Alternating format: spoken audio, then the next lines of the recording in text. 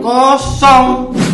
Biar banyak THR, kalau biasanya aku tarik 30 penumpang, hari ini harus 3 kali lipat.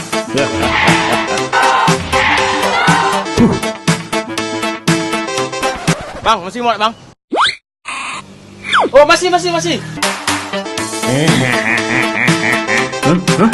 Kenapa ini?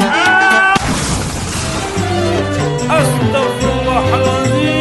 Kamu kerja cari uang, kejar target di lintasan, demi THR dan setoran, tak peduli para penumpang. Selap, selip, serasa pembalap, ketaunya kecelakaan, jadinya batal lebaran. Ingat, setiap kecelakaan yang terjadi berawal dari pelanggaran.